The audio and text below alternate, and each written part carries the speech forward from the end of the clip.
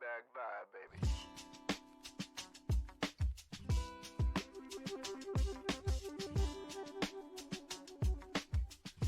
Welcome to the Cup of Joe Show, where we explore the journey of recovery from alcohol and drug addiction. One story, one conversation, and one step at a time. I'm your host, Joe, creating a safe space for honest discussions about the challenges and triumphs of addiction and alcoholism. In each episode, we'll hear inspiring stories and uncover tools that make healing possible. Sobriety is not a one-size-fits-all journey, and you don't have to face it alone. Recovery is possible, and it's worth it. Thank you for joining the Cup of Joe Show. Now let's get started.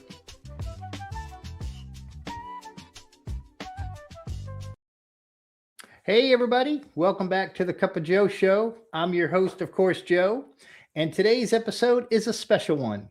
My guests are Alex Z and Natalie Z, but if you've been listening to the podcast for a while, you've already met them. Alex, sober since August 12th, 2019, shared his story in an episode titled Arrested, Addicted, and Awakened, where he talked about going from living in chaos to finding surrender under an oak tree at Bridges of Hope. Natalie, sober since February 8th, 2017, joined us in an episode called All In, All the Time. Woo, tongue twister. Where she shared her journey from addiction and emotional turmoil to building a life rooted in honesty, service, and recovery. But today we're bringing them together not to retell their stories, but to talk about something just as important: what it looks like when two people in recovery build a marriage, a family, and a life together. So grab a cup of coffee, settle in, and let's get into it. Hey, Alex and Natalie, how you doing? Hi. Hey, what's going on, Joe? You doing all right?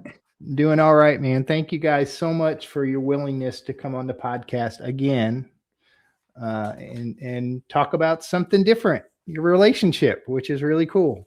And I have to say this for anyone listening out there: Natalie and Alex have been like my secret weapon of guests. They have really helped to find me some guests when I really needed guests to come on the show, and both of them have stepped up and helped me a lot. So I have to give a shout out to both of them for that. And so anyway, Alex, since your episode, what has recovery continued to teach you, my friend? You know, along the lines of recovery, it's just I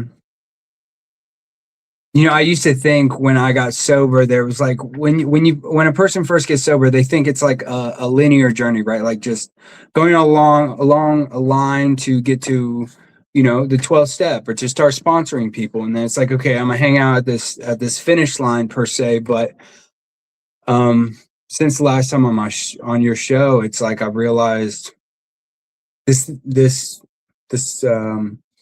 journey of recovery is not only revolving in a sense of, I get to walk this path with other people, I get to help them, I get to see them grow, but also on a spirituality level, it gets deeper and deeper and deeper. So there is no end destination, especially with spirituality. It's like the longer I stay sober, the less I know, and that's okay, right? As long as I'm growing, trying to seek God every day. But yeah, man, it's just like most of the time it's like I have no clue. I mean, I know the things that I've been shown to stay sober, but it's just really one day at a time sometimes, what that looks like. I mean, of course you have to have goals and projections of where you want to be, but in reality it's like I have to stay in the now to be able to seek God. That's one of the things that I've been really trying to hone on lately, because it's very easy for an individual to get caught up on, maybe some things in the past, or more so, which I see a lot of people doing, is getting hyper focused on the future. And then they're missing the now with their loved ones, or the people they enjoy spending time with, and what is most important. Yeah, so that's where a lot of stuff's been showing up for me. I just looked at myself and found that like money was a main driving point for me, right? I kind of lost sight of like, you're on this earth to help God's children, not to, money's cool and everything, but that's not your primary purpose. And so I had to kind of reset myself and really look at what is important. It's the relationships I build. It's my family. It's the community, not this materialistic stuff that people. I mean, we're human. We get caught up on it. You know. Yeah, I mean, it's easy to do. I love that you talked about seeking. I think that's been something that's been really important to me in the last year, is continuing to seek. I think, to be honest, I mean, if I'm being honest, I stopped seeking for a while. I kind of got complacent and stopped seeking, and my life started getting a little squirrely. So it's cool that you said that, and staying in the now, and what's important. Speaking of what's important, Natalie, you know, so when you look back at the person who walked into recovery in 2017, what do you think would surprise her most about your life today?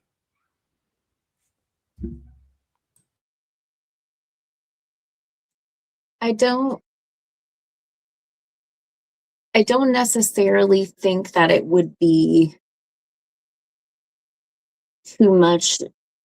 I don't think that my life would be too surprising, like because I'm pretty plain.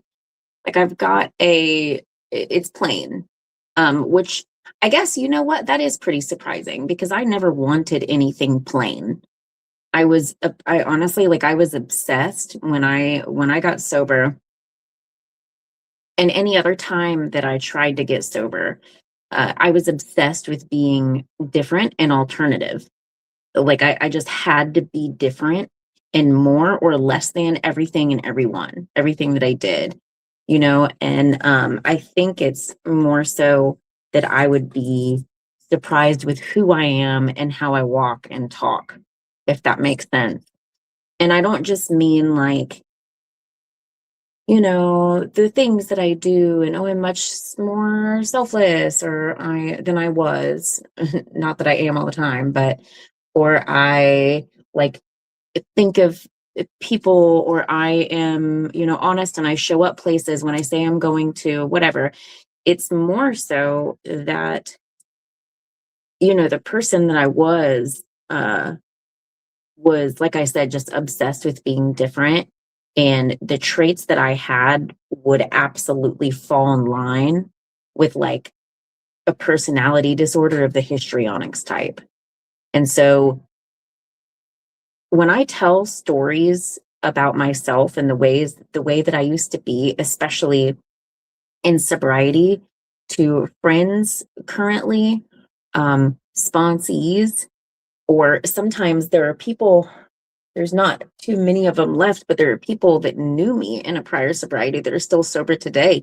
And they will tell stories to people who didn't know me back then that know me now. And they're just like, what?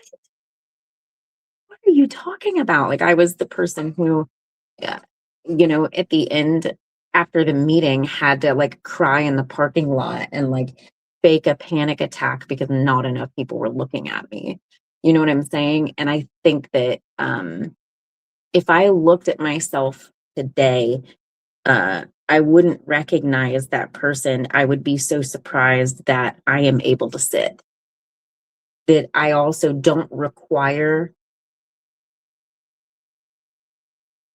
an obsession of people and whether or not they're looking at me. I don't just not require that, but I don't really desire it anymore. That it took a couple years for me to, like, try to avoid the temptation to fall into that. And then eventually it was like, now I don't actually want it, right? It's kind of the understanding of going to meetings until you want to, and then keep going, if that makes sense. No, it does. It makes a lot of sense. I don't know why I thought of it. I was like, when I used to be really like, look at me, but get away. It's like a weird, I want to be the center of attention, but I don't.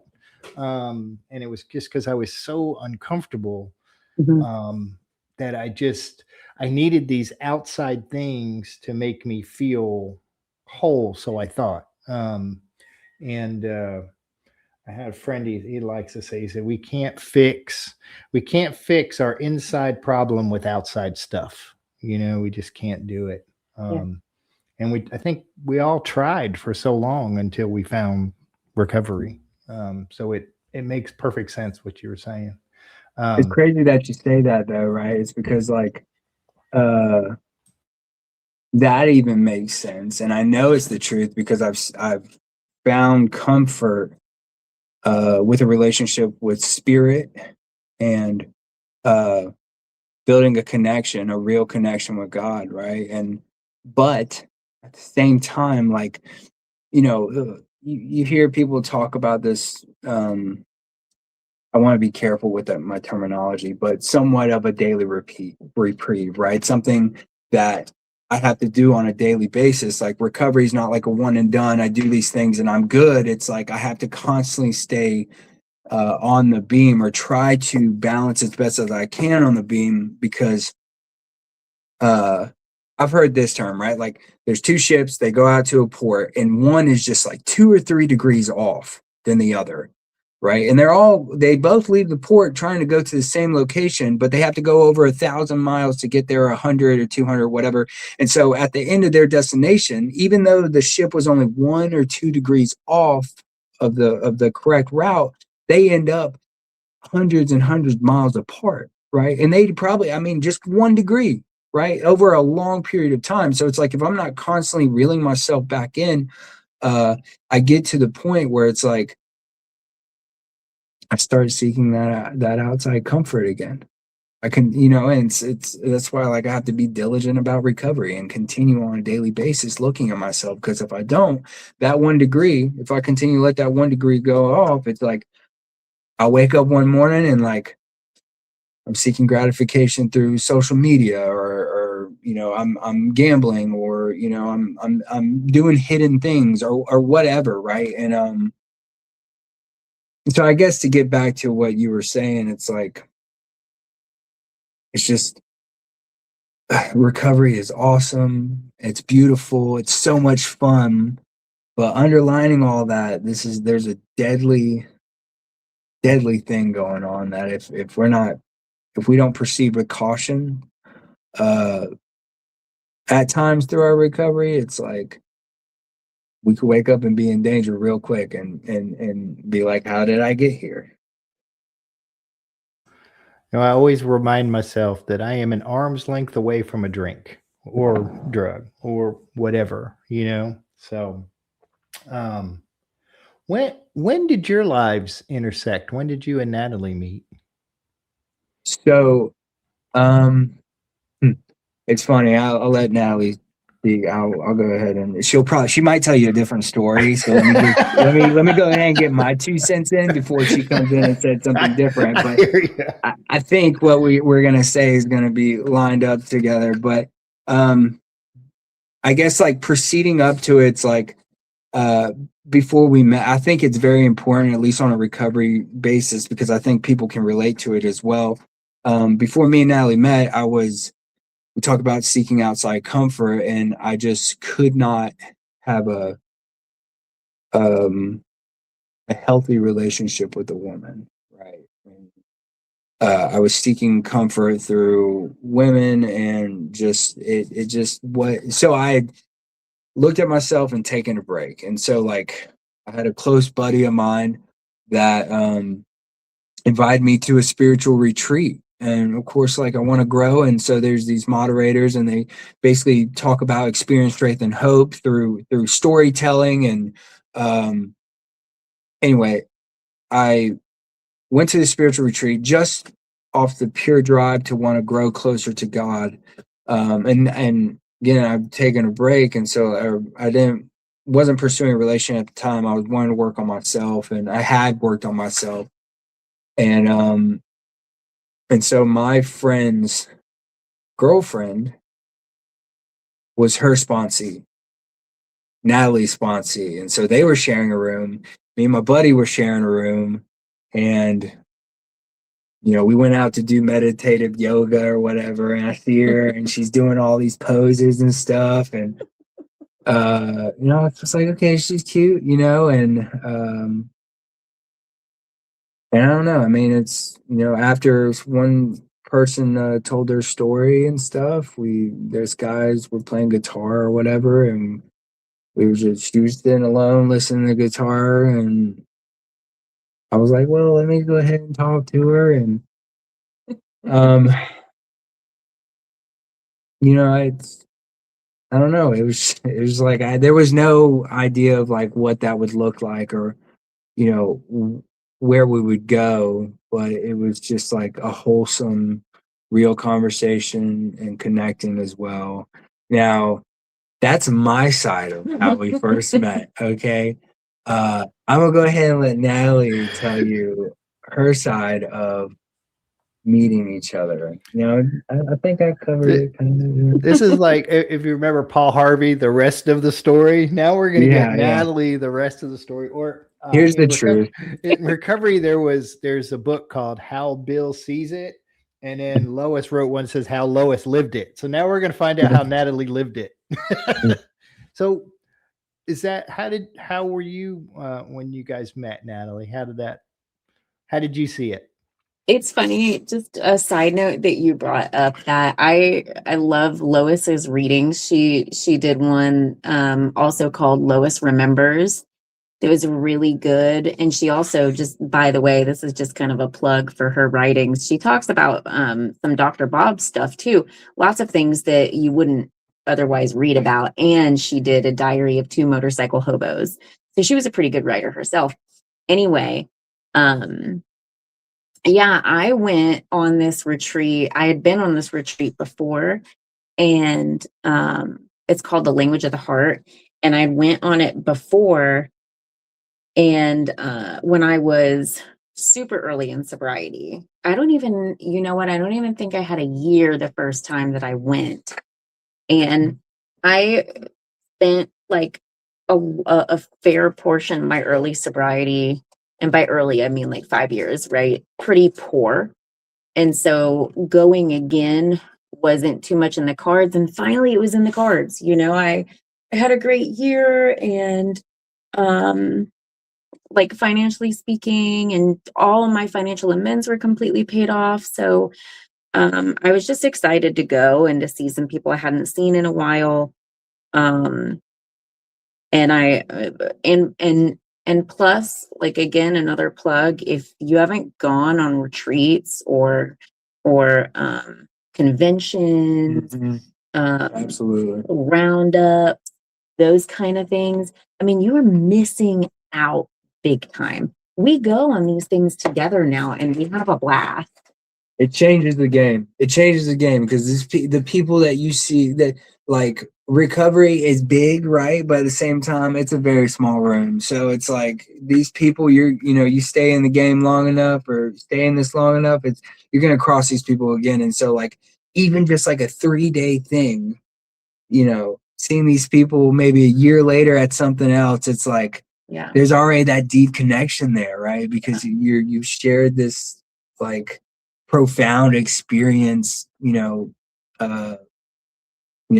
just going to these things together. So it's definitely, but I didn't mean to cut you off. So go ahead. Well, I'm on the Atlanta Roundup committee. I've got like a year and a half left of my 4 or 5 year commitment. But that's something that we will see people, from different states that we hadn't seen in a year, and that's so exciting. But anyway, I went on this thing, and I saw Alex initially. So yes, my sponsee had a room with her, and I knew about her boyfriend's best friend.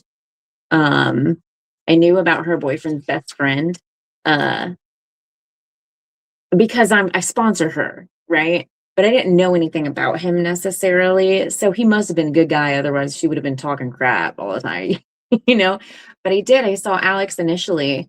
All I did was shake his hand. And then we did yoga, whatever. And I went back to the room, and I immediately told, he knows this. I told her the first. It's okay. You can tell them. It's fine. First thing I said to her was, "That Alex kid, what a child." And now I will tell you that child, I mean, he was out there just being goofy and giggling and laughing, and also very attractive with his muscles and all of that. But I thought he was like, whatever. I definitely stereotyped, and and we met the weekend after, and that's his fault, because I was excited to go on a take my date. Every once in a while I would take myself on a date to go eat 20 wings by myself in a booth at Taco Mac, and I loved that. And I will tell you, he invited himself to that yes, you did that night. Yeah, you did. And I will tell you that I have not once gone or desired to go eat those 20 wings by myself since then.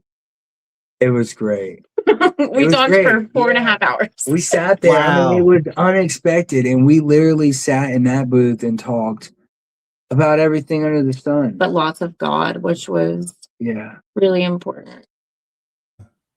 That, it's first of all, Alex, wings. Come on, man. That was like the sign. She loves wings. I thought she was. I thought she was like, "Hey, yeah, I'm going to Taco Mac." I was like, "Oh no, she already going on a date with somebody." So I asked. I was like, "Hey, who are you going with?" And she was like, "Oh, I'm going alone." And it's like, this is an opportunity. Gotta take your shot. Gotta, take it. And I didn't know I was impeding on her love for chicken wings alone. But hey, we're here now, right? Whole new experiences with chicken wings. Yeah. Listen, is it odd or is it God? Yeah. Can it be both? It can actually. I think it can, and I think it's cool that you said you had mentioned that you guys were talking like God. Like, I don't know about you, but like I know when my wife and I met. Well, I kind of go back to a weird thing. I know, and I think it's in the 12 and 12, but they talk about we're supposed to connect with people spiritually, and then emotionally, then mentally, and then physically. And I had it backwards my whole life. You know what I mean? It was always connect with somebody physically, then it gets mental. There might be some emotions in there, and then he gets real emotional. Yeah, it gets real emotional, and then it's like, please God, get me out of this. Yeah. And so it had to have been different to sit down with somebody and talk about God on a, relatively early on in dating. So, I mean, that's why I'm so grateful for the 12-step, some of the 12-step programs out there, and the one that we practice. And it's through the step process, there is something that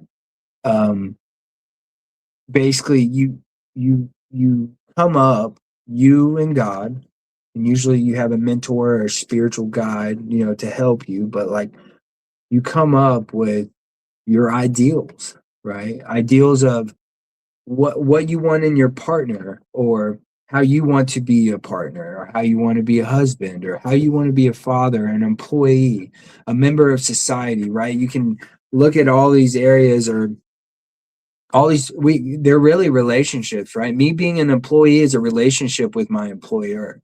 Me being a father is a relationship with my son. So it's like, how do I want to show up in these relationships, and how do I want the other person to show up as well? And so you write out these ideals of a partner, and it's like, it's cool to write these things out, but then it's really like, what does my footsteps look like? And for the longest time, I mean, for the first 3 years of my recovery, I fell short of this ideal, as well as my choice in the ideal I set out for a partner, I wasn't respecting at all.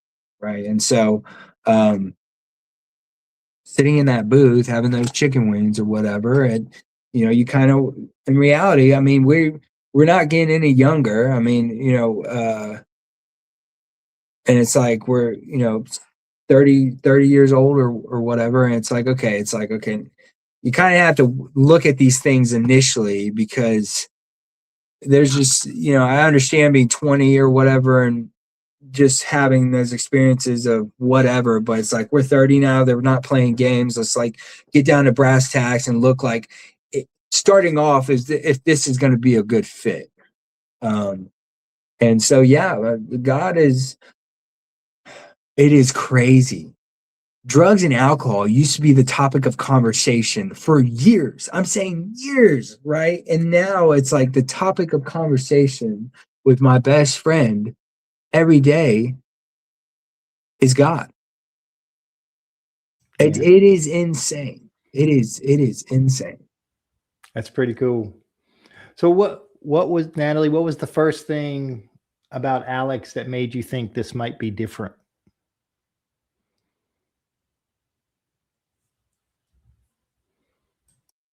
Different than what?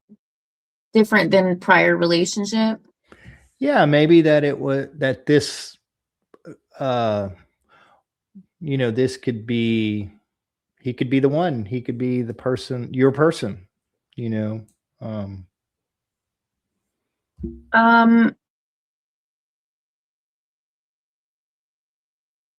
I tell them? Yeah, you can tell them that. It's a good story. It's So I don't look too good in the beginning. I don't really look too good, but it's okay because I think it'll be helpful in this situation. if the listeners didn't hear, I just asked him real quick if I could tell the story. So, both of us have children, 12-year-old and 11-year-old. So we're a combined family. And Alex and I had been together 3 months. yeah, probably 3 or so. Mm-hmm. And just kind of letting him and Meredith, my daughter, meet. And I think we were at a meeting. We were leaving a meeting. Mm-hmm. We were leaving a meeting. And he is so good at driving all the time. He turns out of the meeting place and does like a wide turn, whatever. I didn't even notice it too much. So I don't know what the problem was, but we got pulled over. Our daughter, our 11-year-old, is in the back seat. And, I knew about Alex's history. We knew about each other. We met literally in sobriety, right? We both are in recovery. So, but I knew some pretty detailed stuff. And when we got pulled over, I don't quite know how to explain it, but the second that the lights started going off, something about him completely switched. I mean, it was a different person. And he didn't even really have to say, he didn't say much. All he said was, "It's fine, just relax." That's all he said.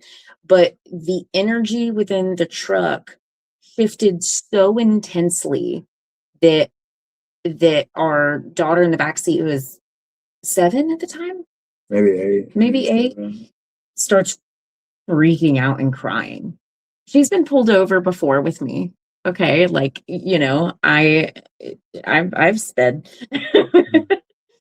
and it's never been a thing, but she could feel the shift big time. And then the cop starts talking to us, and Alex just very much adjusted, and he was belligerent's not the word at all. You weren't belligerent. I was about to say that, but that's not what you were. Just very very defensive. Like, he wanted to see the ID, wanted to know where we were coming from, what were we doing, and it was intense. Anyway, all that was said and done, and immediately after, listen, I love you. I was thinking in my head when this happened, oh my gosh, what have I done? What mistake have I made with this man? And this actually ended up being one of the first moments that made me realize how special of a person I had found, because, well, let me just finish the story and then I'll finish that thought. So the car ride home was pretty quiet. He did explain to Meredith pretty quickly. Like, he knew right off the bat, it was like, that was a weird reaction and it shouldn't have happened. And he told her, cops are great, you are not in danger, blah blah blah, went over the whole thing calmly, kind, lovingly. And then we got home and he we I put her to bed, and then we talked afterward. And he like sat me down on the couch, and I mean, it's not like, he needed to make formal amends or something necessarily to me, but he talked about it. I didn't even say anything. It was like immediately came up, and he's like, oh my gosh. And everything went back to, I'm just going over it in my head with God. And that was like really cool, right? Because I saw someone do something human. I saw someone be a human. He hadn't had that experience yet in sobriety. He had been sober a while, but hadn't had that experience yet in sobriety. I mean, I was 8, 9 years, something like that, before I had a baby in sobriety. You know what I'm saying? We're always experiencing new things we haven't done yet. And so even after that, okay, we had that conversation.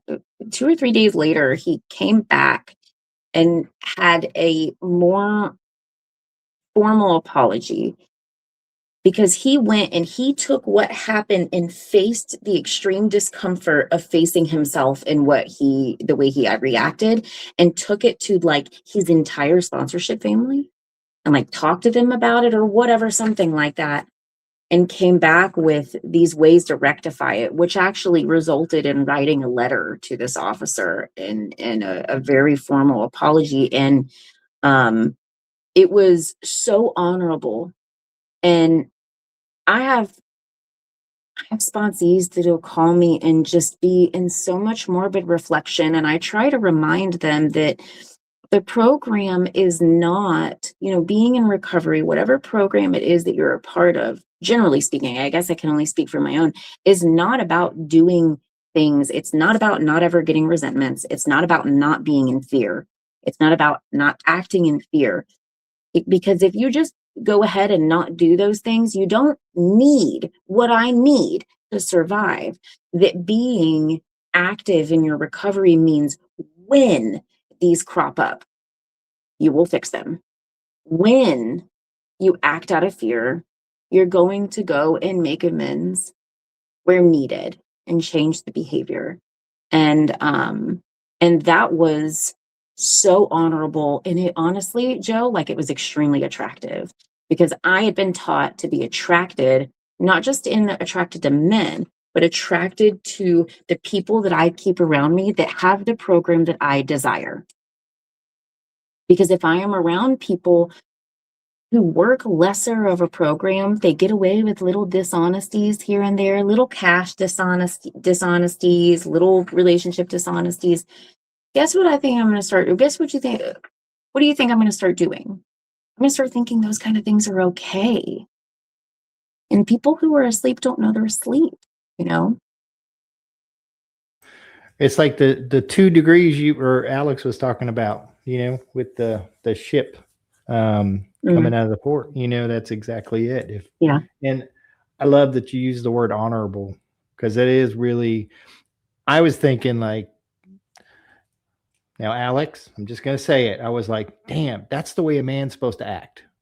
What you did and how you, like, that's the stuff I didn't know before I got sober. Like, I would have never known that would have been, I don't know if I would have been that honorable, just to be honest, but the fact that you were, and the way you experienced that, Natalie, and the way you took action, and Alex, I don't know, man, that's pretty powerful.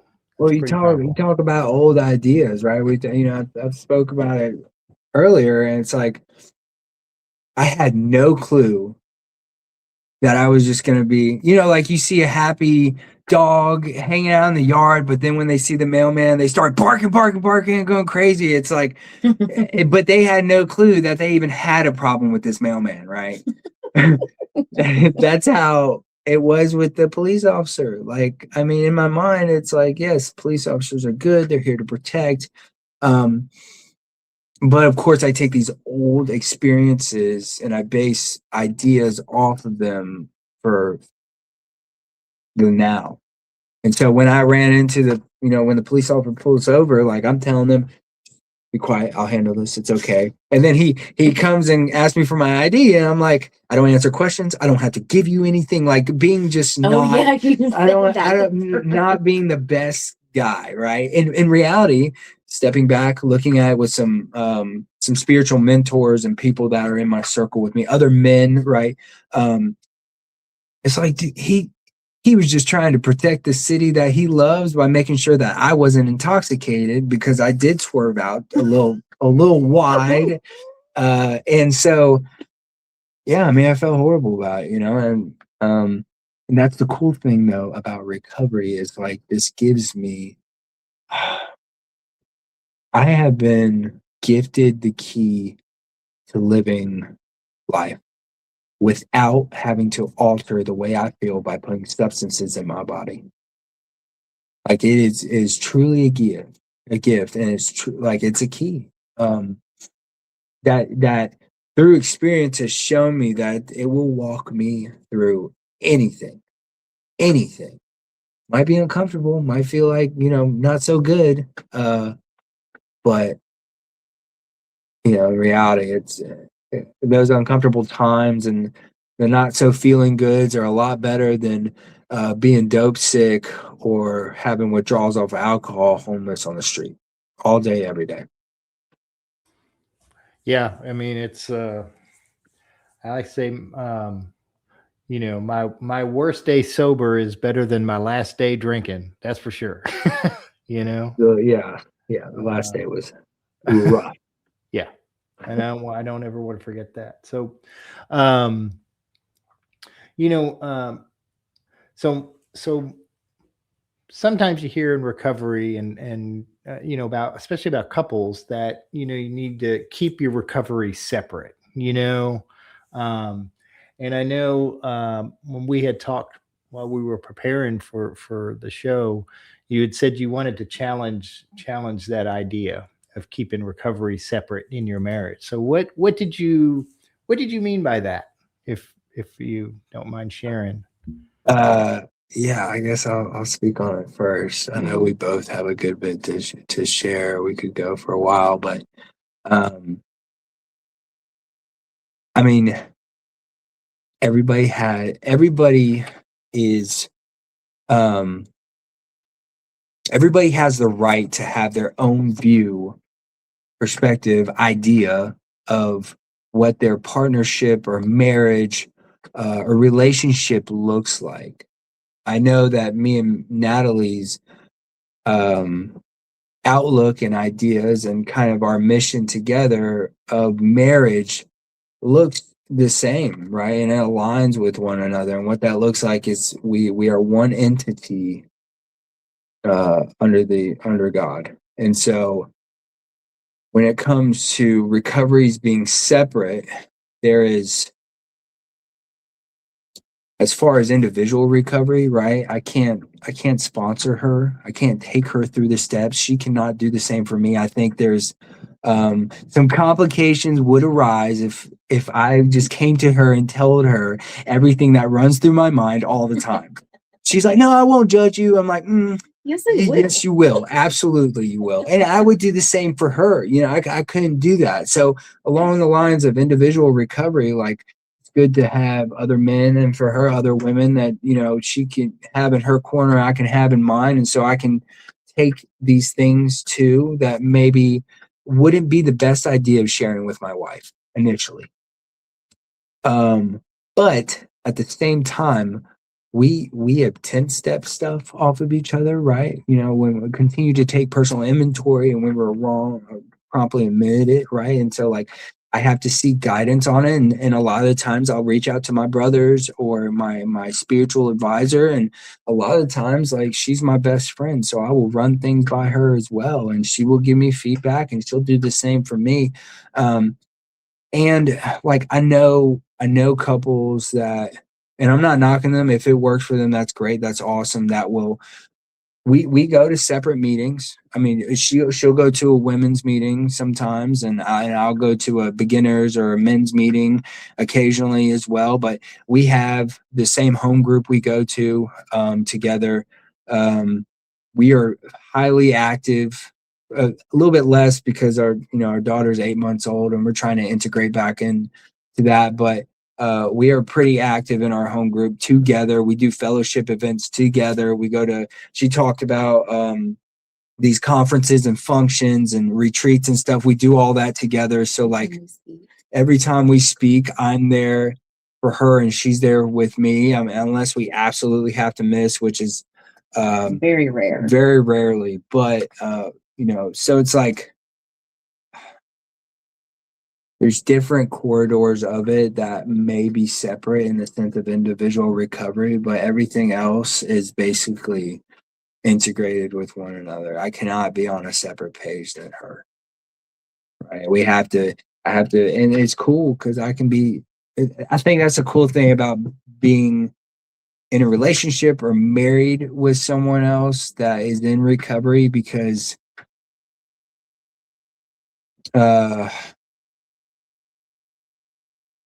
like she understands me. She understands how important this is that for us, right? Like she gets it on a deeper level than just reading it out of a book or someone explaining it to her, right? Like she's lived it, and I've lived her story as well. So, but again, like this is strictly my experience, her experience, opinion. This isn't, if my experience or her experience looks different to the listener or anybody, it's that's not saying that what you're doing in your relationship is wrong at all. Our hope is just maybe giving some different experience or different perspective if it doesn't align with yours, for something to look at, because it's worked pretty well for us. We've been married a little bit over a year now. We've been together for a little bit over 2 years now. 3? How many? Hold on. I'm sorry. This is my wife's responsibility. What is it? like 3.5. Okay, 3.5. So it's good. It's good. So forgive me. It's fine. We're doing really good though. So I'm not good with numbers for dates. But anyways, go ahead and tell them, Natalie. Were you gonna say something, Joe? I was going to stick up for Alex and say, listen, I struggle with it myself. That's why I got married on my wife's birthday. Well, we should have done, but we didn't. We had to add another date to remember. I told Natalie and Alex we got engaged on my birthday and married on her birthday. So lucky dog. It was a godsend. It was a godsend. And her sobriety date is on her birthday too, isn't it? Well, her sobriety date is 5 days before her birthday. Okay. So you're never gonna lose anything, Joe. Yeah. You set yourself up. Yeah, I'm very proud of myself. All right, let's get back to you guys. So how do you keep like primary purpose first while still being wife and husband? Well, it was a lot easier 9 months ago. I'll tell you that for sure. And I think that first of all, I want to explain that this has evolved a lot and looks a lot different now than it did 9 months ago, than it did a year before that, right? Because, my daughter now has a father and didn't for plenty of years. But obviously, we didn't incorporate Alex as dad immediately at all. We were very careful about the whole process, very prayerful. We had a lot of contemplative prayer. And so I think that it began somewhere around, when we we got engaged to move in together right around the same time. And then it began to kind of incorporate, and we have another kid as well, right? So balancing between baseball and all of that stuff. And so primary purpose being staying sober and helping others to achieve sobriety. And how do we keep that our primary purpose? How do we help each other keep that our primary purpose? And that's actually, what I was going to kind of comment about on the last question.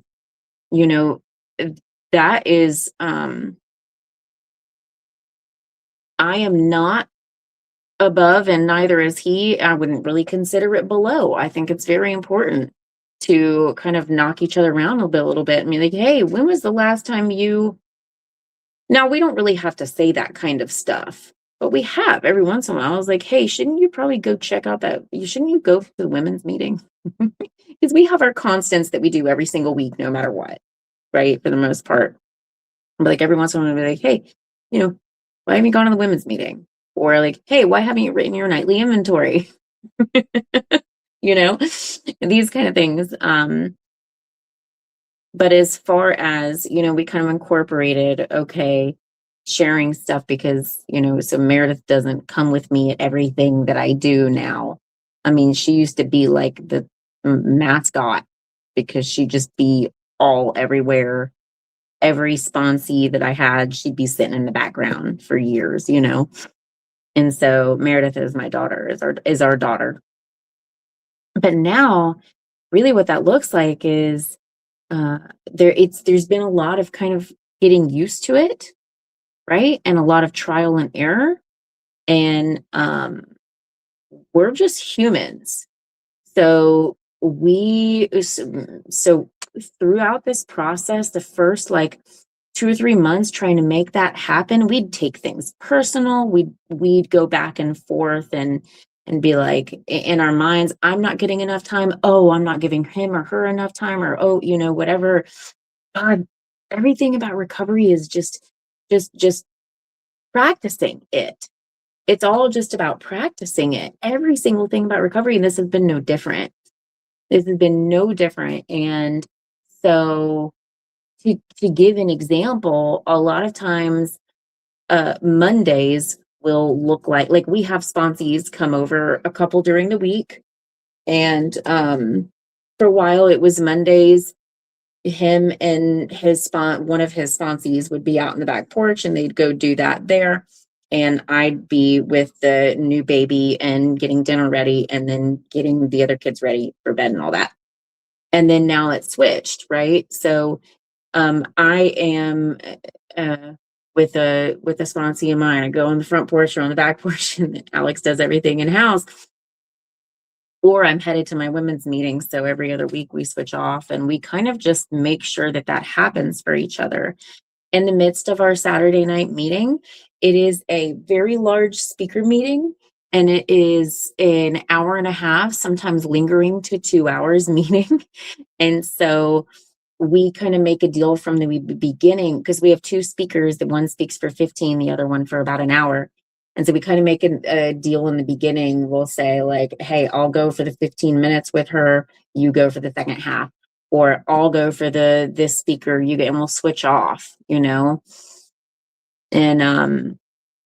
Still gives us the opportunity to be there though. Like even if we do miss a speaker, it's like, your home group is so important because it's like it's a home group. It feels like home. Like these are people that you see on a regular basis, and you build relationships with outside of the rooms. And like our particular home group is like, I mean, we had our baby Eden, and like they create a meal train for us. People just were bringing us food and coming to hang out, and like sending us messages and like money. Just like for food or whatever we needed, baby shower, all this different stuff. And it was like wouldn't have dreamt that in a million years, just all the love and support. And so to go back to kind of what she was talking about with the speaker meeting, it's even though one of us has to sit out, it's like we're both there to be able to be with our home group, our family, for that, short period of time and seeing and, talking with these people and stuff. So it's definitely, it's one of the musts for us, I think too, one other thing I want to say on that about helping each other keep primary purpose. If he loses primary purpose, if I lose, Alex keeps talking about we refer to each other as a best friend. I mean, we fight and we play and we are best friends, right? And he's if he doesn't keep primary purpose, I am fully aware I won't have my best friend anymore. If I'm not keeping primary purpose, the person, the female I described at the beginning, I am under no delusion that she's gone forever. And it is in our best interest to make sure, hey, do you have enough sponsees? Mm-hmm. Why are you only sponsoring 2 people? Why are you only sponsoring 3 people? Things are like just so busy and chaotic. I know, and we've just got to kind of snap each other back into reality. It's like, I don't care how chaotic things are. Alex talked in the beginning about this underlying deadly earnestness. Like, we have fun and all of that.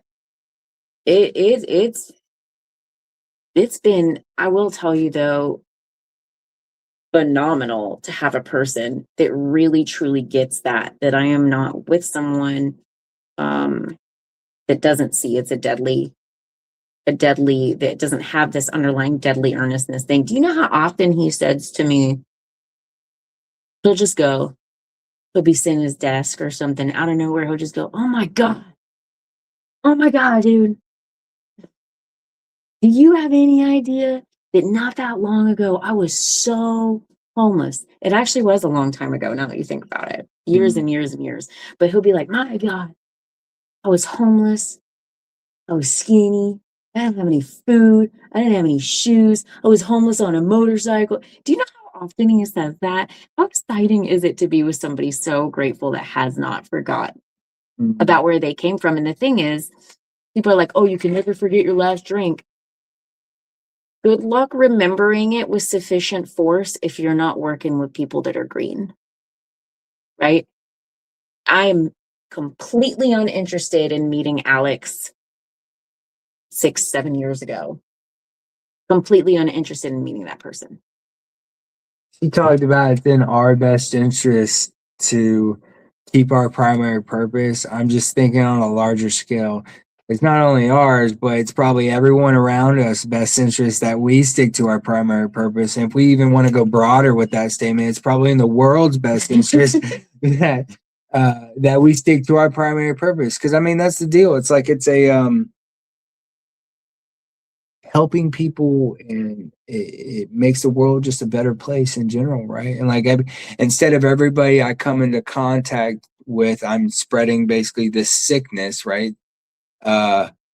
Everybody I'm coming into contact with gives me the opportunity to spread joy and happiness, like being a walking example of like God's existence. Yeah. No, that's that's really good stuff. Really, really good stuff. And when you were talking about your home group and the community, it literally is such a powerful community. Like you said, they helped with everything surrounding you guys having a relatively newborn, 9 months. Yep. She'll be 9 months in like 5 days. Yeah. So 9 months. Wow. And you're still awake while you're doing this, so thank you for that. Barely. But I know. I feel so what pressures did that bring, having having a newborn with a blended family, a relatively new marriage. And so what's that been like, I guess? You want to go first on this one? Man, I cannot handle it. I cannot handle it. It's too much for me. But with God's help, I'm able to navigate these things. God shows up in many different ways in my life, and a lot of it's through a community of men that I hold close to me, and a spiritual advisor that I look up to. I just trust him and his words, so he's able to kind of help me. He's very logical. I am very emotional, so he definitely offsets me and helps me kind of see different perspective. But to go back to the original question of just kind of like navigating everything, we our jobs were, they gave us some parental leave when she was born and stuff, so that was great. But still, it was, we were kind of housebound for the first couple weeks, and I couldn't walk. yeah, I mean, it was, it was, man, this girl is a boss, dude. She gave birth with no medicine, did not get a C-section. I mean, just straight. I mean, and it was like 2 hours, like from the time her water broke to the time we were in the hospital and baby's coming into the world. It was like 2 hours. It was absolutely crazy. She's such a boss. Oh my God, so strong. It's literally insane. Anyways, so yeah, it was kind of, the healing process, but we tried to piece it together as best as possible. We knew that like having a baby does not opt us out of our disease of alcoholism being active. Yeah.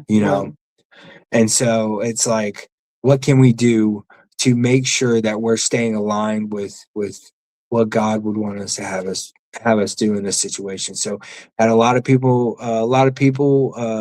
in the program that we belong to coming over to the house, spend a lot of time with us.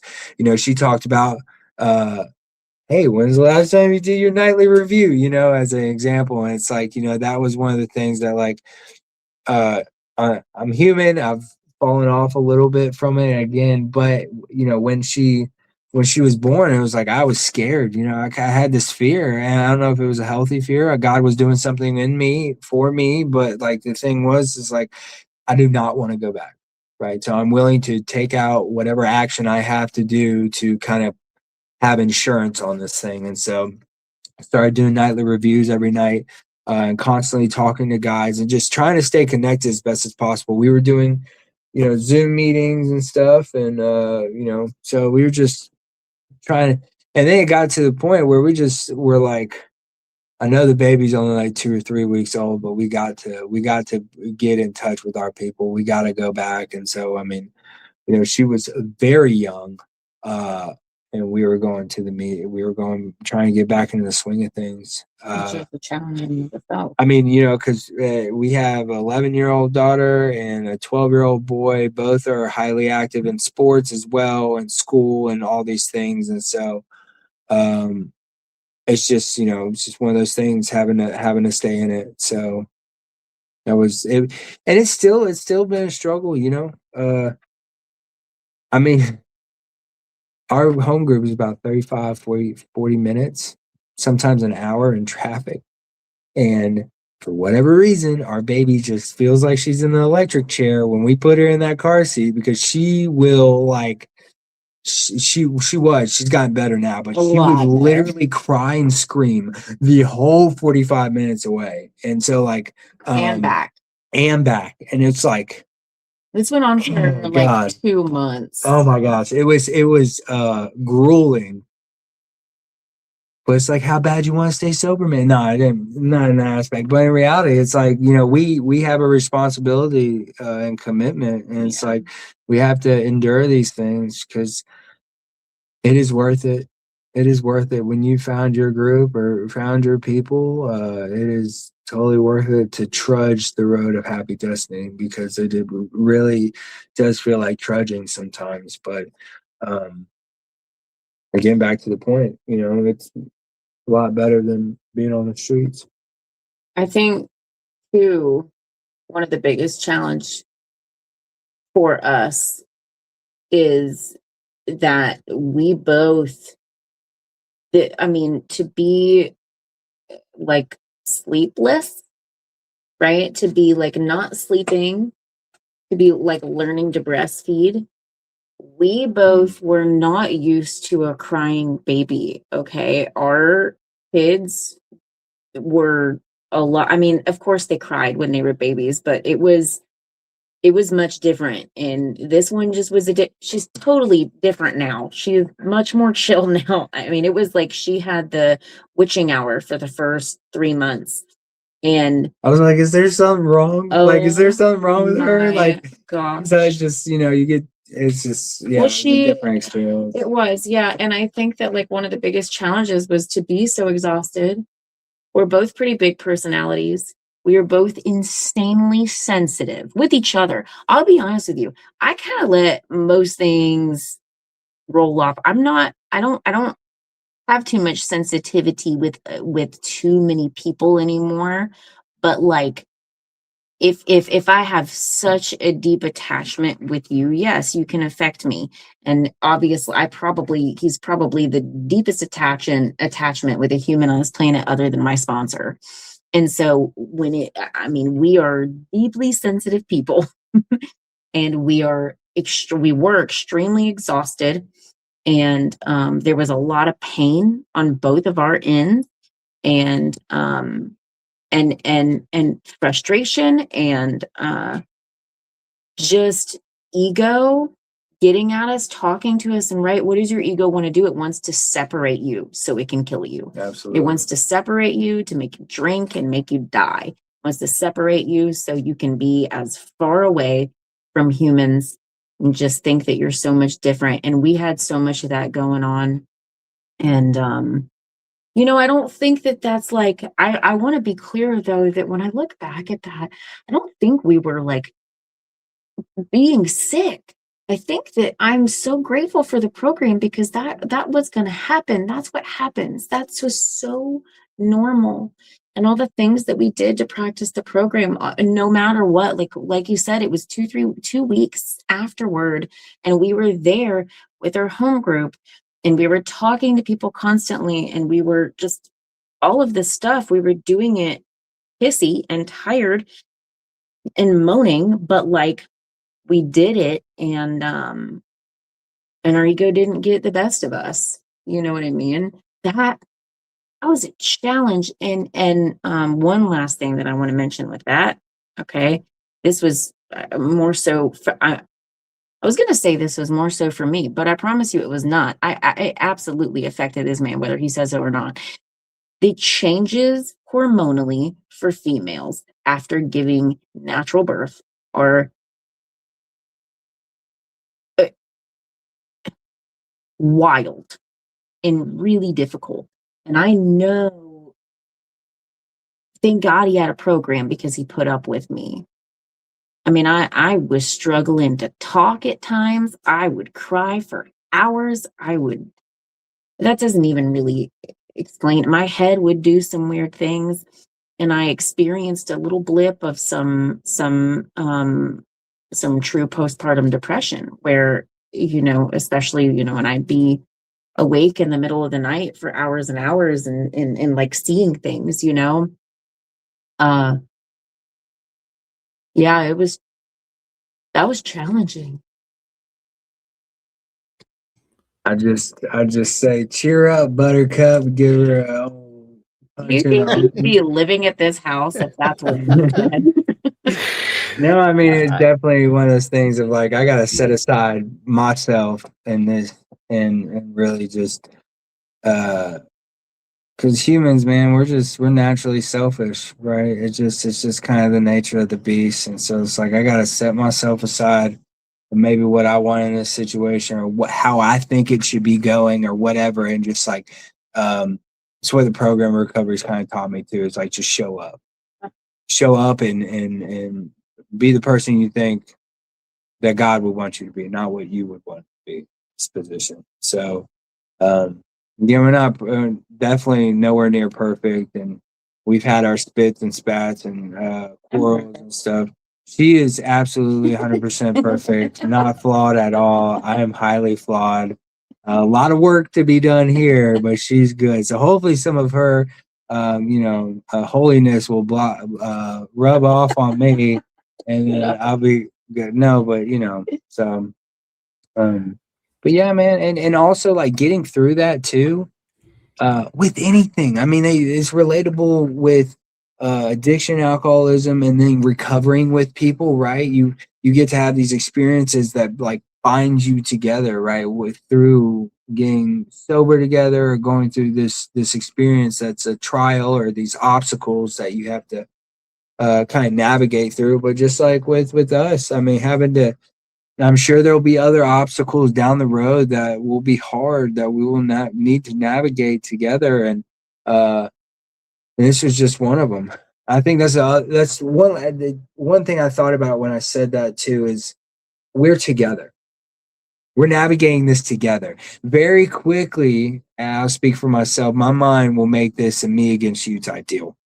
When in reality, it's like we're married. This is a partnership. This is us having to work together. We might have matters of difference, but in reality, we're on the same team. We have to constantly tell ourselves that. Yeah, it's easy to forget. It's easy to forget sometimes, I jokingly, when stuff like that happens with my wife, you guys reminded me, but I'm always like, you're the best, I'm the worst. You're number one, I'm number two. You do everything right, I do nothing right, and then she starts laughing, and then so she doesn't kill me or throw me out. So, you guys got good senses of humor, and that's really good. And you made it through, like you said, and you're both sober, and it being a priority. And the other thing, when you were saying that, Eden would cry and scream all the way to the meeting, and then all the way, I'm just like, that's how I got into recovery. I was crying and screaming. She was just imitating us. I think that's what it was. It was anyway. So, what advice would you guys have for someone, someone who's maybe newly sober, or who wants a healthy relationship?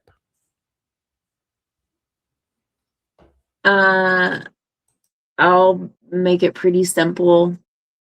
So, 2 musts. First and foremost, build a love affair with God before you try to build a love affair with anybody else. Because if you do that, then God will come first before that person, and you won't put them there. Secondly, when you make an ideals list, if you find yourself beginning to put your hand over your eyes and paint red flags green,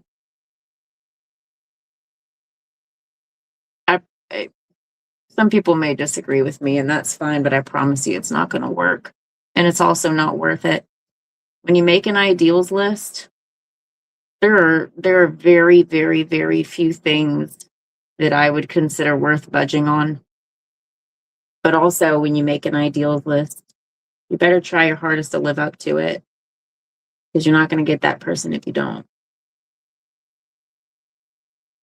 Be the person you want to be. For satisfaction, right? Making these compromises. Right. For comfort. Yeah, for comfort. Yeah, they also talk about stuff in the rooms and recovery. I've heard it in multiple fellowships, but this made up rule of don't date anybody after a year or whatever, or before a year. Don't date anybody, and I mean, if it takes you that long, to do the steps, then maybe. But in reality, like, I think the primary focus is to work on yourself, with God and your spiritual advisor, and then when you have this promise that we're told about spiritual awakening, or spiritual experience, and then start being able to, having the opportunity to carry that message to other addicts or alcoholics. It's like, when you're doing that, then you're probably ready to pursue a relationship, because in doing that, it's like that's the cool thing about sponsoring people, man. It keeps me accountable, right? Like I can't take you back through through a set of steps if I'm not implementing those steps myself, right? And so it just kind of helps you stay on the beam of constantly looking at yourself. And I mean, in reality, man, when I was 3 months sober, I wasn't the person. I don't think I was healthy for anybody, right? To be in a relationship. So I'm grateful that I did go through some trials and some ups and downs, but because I'm grateful that I was the person I was when I met Natalie. Right? God had put us in those positions and built us to be the people we are so we could be perfect for each other. And I think either of us would have crossed paths 6 months or a year before that. We might not have the experiences that kind of set us to be the people we were when we first met. And then the story that has been written now could look way different. So, and just to reiterate what Natalie said, it's like you write these ideals, stick with it, because guess what? The power of God is real, and it is bigger than anything you could imagine. So, like one of those things is, I believe Spirit knows what you want and what you desire, and if it's along the lines of Spirit's plan, those things will be granted to you. It might not look exactly how you expected or how Alex thought it was going to be, but it'd be bigger than anything I could dream of. Yeah. Yeah. Yeah. Man, that's well said, you guys. And I really appreciate your honesty and your willingness to share your story. It's really incredible. And you know, you guys are proof that recovery changes lives and brings people together, which is pretty cool. Is there anything you wanted to talk about that we haven't? I mean, we could always do a part two, Joe. I mean, you know what I'm saying? If this is, if people relate to what we're talking about, we could, because in reality, I'll speak for Natalie. She's I love hearing her talk when she shares her story and stuff. And so what I'm trying to say is we could sit here for hours and hours talking about recovery and different experiences and stories at the wazoo that could be beneficial to the listener. But I mean, off the top of my mind, there's nothing glaring to me right now that I would like to talk about. But maybe Natalie has something on her mind. I just am so grateful that you asked us to do this. I am, and I know what's gonna happen. I'll tell you, Joe, right when we get done with this, is Alex is gonna hang up the phone. He's gonna sit here and he's gonna go, God, man, I can't believe someone wanted us to do that. I used to be homeless. He's so grateful about everything. Well, I'll be doing the same thing because it means a lot to me that you guys are willing to take the time and share these things and share them with me, because it's one of those crazy things. I get more out of listening to you, people like you. Tonight was very helpful for me. I'm going to take things and I'm going to make sure Katie knows how she's supposed to behave. I'm just kidding. Yeah, that's right. Yeah. Yeah. You can Blame me. You can blame me. It's all I'll right. blame Alex. No, it means Whatever, just don't blame me. No, never. No, Natalie, we already know we can't do it. I can't do it. But we'll do a part two. We'll do it, and we'll call this Two Recoveries, One Marriage, Part 1, and then down the road we'll do a part 2. How about that? Does that sound I love cool? it. Yeah. Absolutely. Well, I can't let you guys go. And, everybody knows I like to do rapid fire Rapid questions. fire. Rapid fire, baby. But Here these we are go. relationship rapid fire.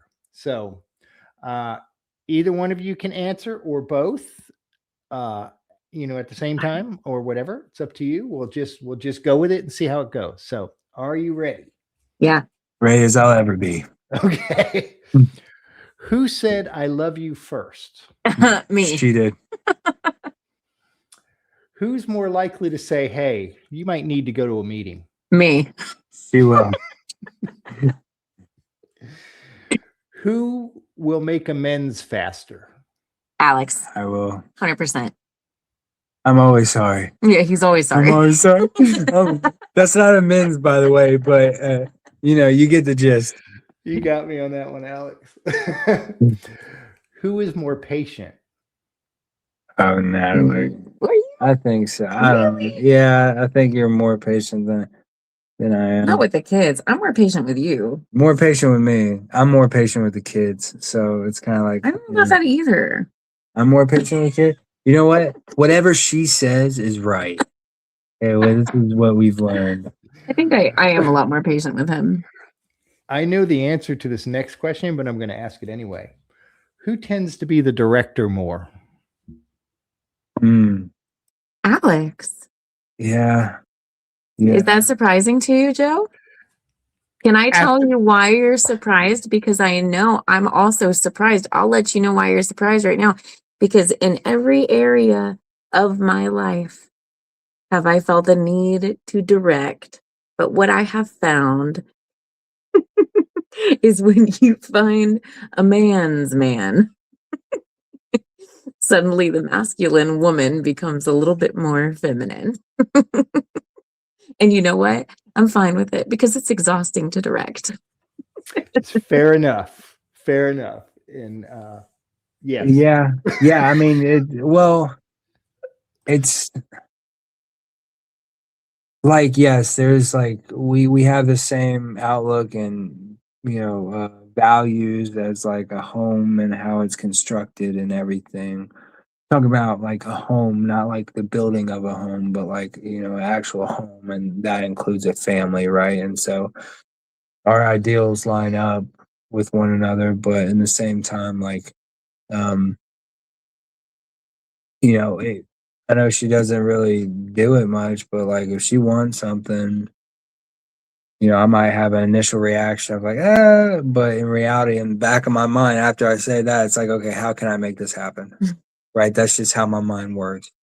And so in reality, she can have it however which way she wants. Now, there's some things that like I just take a firm stance on, and like this is just how it is, and like, but so it's like we're just a partnership. Like, yes, there has to be a director or leader. I like to say leader, but in the household. But in reality, the director is God.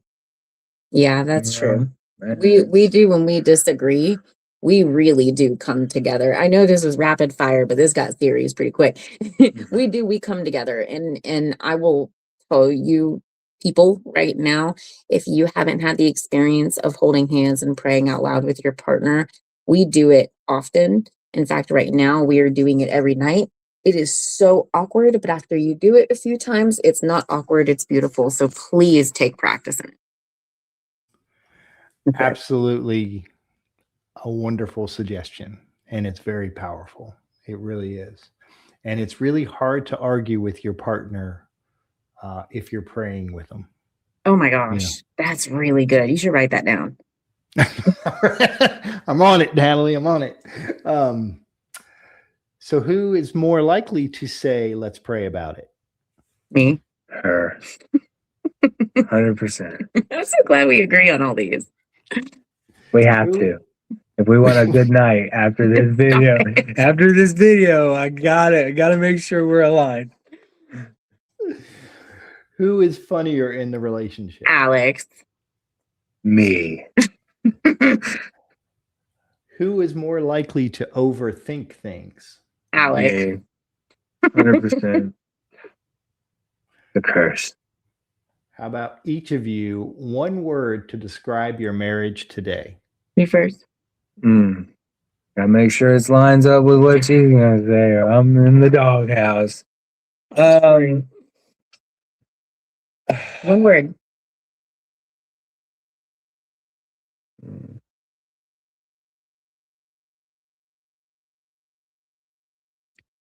In reality, like a dream. I don't know. It's just like a dream.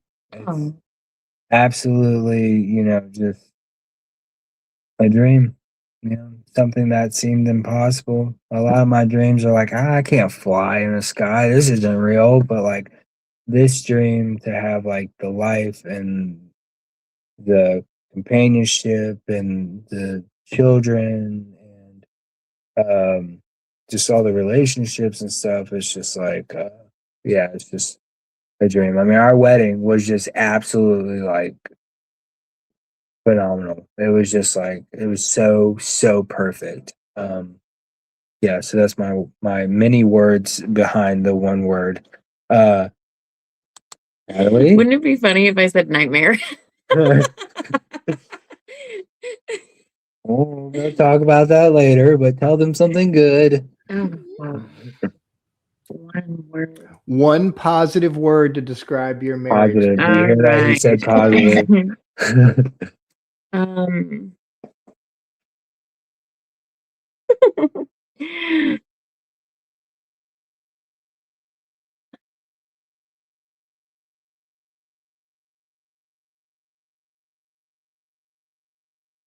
She'll tell you the one word in part 2. Tune in. I'm really considering this because I think that dream is a great word. I really do. I think that that's a phenomenal way to describe it. Not just because like it's not just about the fact that I'm in love with you. Like you're great. Like we will go in and out of that, right? Because we're humans and we suck. And we grow apart, we grow together and grow apart. I think what it is though is that all of this has aligned in a way that I truly never thought I would have been cut out for. I haven't thought, I haven't forced anything, I haven't begged, I haven't pleaded.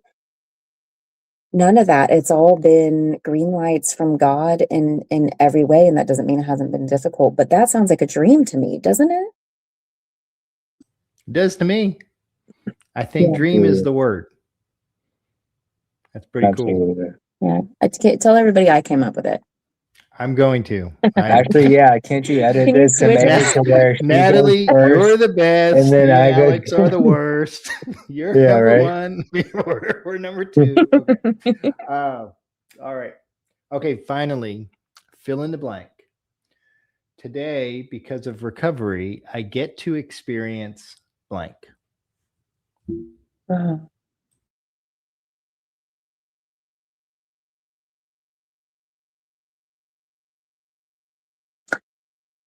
I go first? Yes.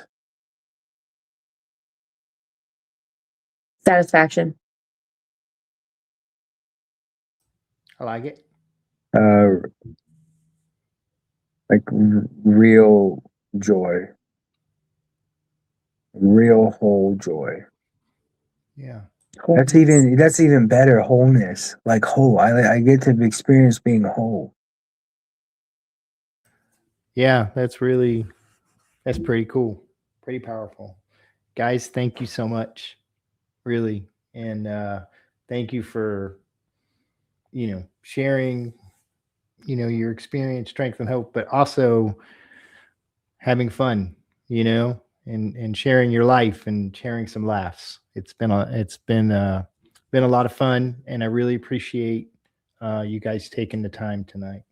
So absolutely, we appreciate you, man, and we appreciate everything that you do. I mean, the dedication and that for us to be here just tonight was like, it was a madhouse right before we got on. So it's like, and we're not special, and we understand people have lives and have things going on. So for you to uphold a commitment like you have, continuously being able to, let's say interview or have people come on constantly talking and then doing, having all the editing and putting this up online. And so like, it's not, this stuff just doesn't happen. And we know that it takes work and dedication. So we really, from the bottom of our hearts, really appreciate you. Man, thank you guys. I appreciate it. I'm very grateful to be able to do it. And it really is an honor to get to know and meet and talk to and listen to people like yourself. So thank you for that. Absolutely. And for the rest of you folks out there, if this episode meant something to you, please share it with one person who needs some hope today. A new episode of The Cup of Joe Show drops every Thursday at noon. You can listen anytime at thecupofjoeshow.net or on any of your favorite podcast apps, Podbean, Apple, Spotify, YouTube, and more. Just search for The Cup of Joe Show. Don't forget the "the." And if you're looking for your daily encouragement in your recovery journey, subscribe to our friends at thedailyponderables.com, delivering inspiration straight to your inbox every morning. Please like, follow, subscribe, and share because someone out there needs to hear this today. Have a good day, everybody. It's just a laid-back vibe, baby. We hope you enjoyed today's experience, strength, and hope. We are so grateful you decided to join us. Please share this episode with someone who might need it. Also, don't forget to like and subscribe. Remember, no matter where you are in your recovery journey, you are not alone. Reach up and reach out to someone. Please do not suffer in silence. Until next time, let's take it 1 minute, 1 hour, and 1 day at a time. Thanks for listening to The Cup of Joe Show.